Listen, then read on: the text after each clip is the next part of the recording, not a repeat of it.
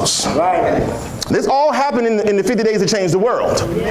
Now, if we keep reading, and we're going to go through this, and we're going to take a couple more questions. I'm going to try to get through this in 5 minutes and take 5 minutes worth of questions. All right?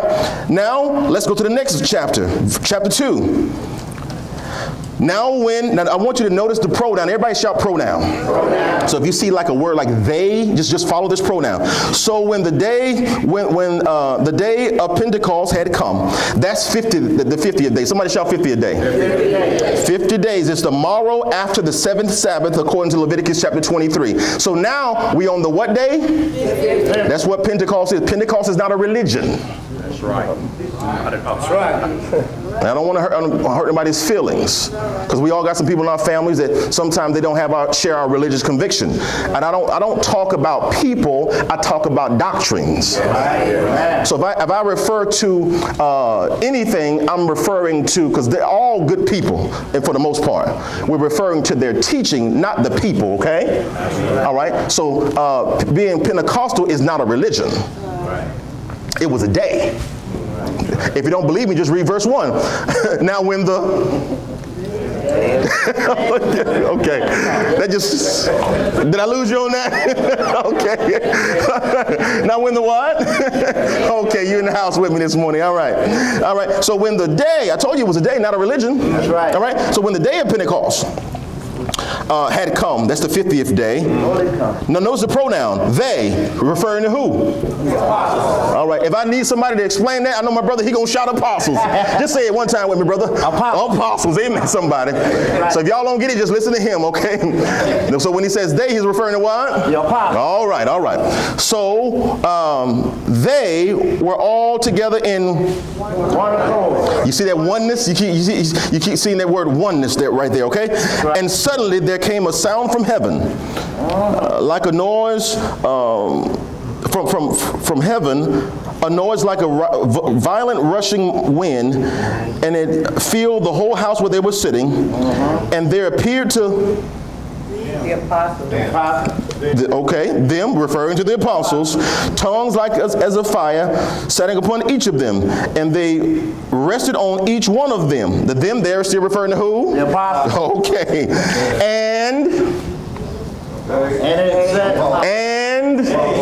And they, thank you, Sister Catherine. And they, referring to who? The apostles. All right. I want you to know it's only how many? 12. So when it says they, you know who it's referring to. They were filled with the what? The Holy Spirit, and began to speak in other tongues as the Spirit gave them utterance. Now there were, in verse number 5, Jews living in Jerusalem, devout men from every nation under heaven.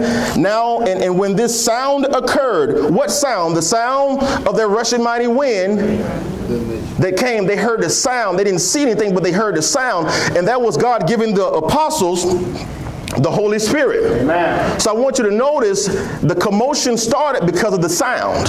Right. When it came in, the apostles, they heard the sound. Now I want you to notice the behavior. Come on, bro. All right, here it is. Verse number 5, verse number 6. And when this sound occurred, the crowd came together and were bewildered, because each one of them was hearing them, referring to who? Okay, speaking his own language. Right. And they were amazed and astonished, saying, why are not all these who are speaking Galileans? And how is it that we hear each hear them in our own language to which we were born? And it goes to all the 17 different nationalities. In other words, when the Holy Spirit came upon the who? The apostles. It gave them the ability to speak in a language that they had never learned before. Amen.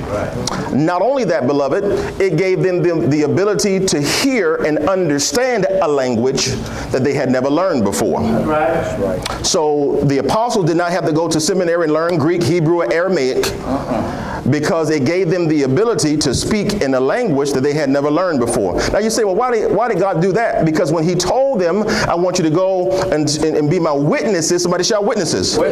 In Jerusalem, all Judea and Samaria and to the uttermost part of the earth. How can they go to the uttermost part of the earth with different people who are speaking different languages if God did not give them the ability to know all kinds of different languages? And while I'm on this, when we said tongues, that's language. Everybody shout language.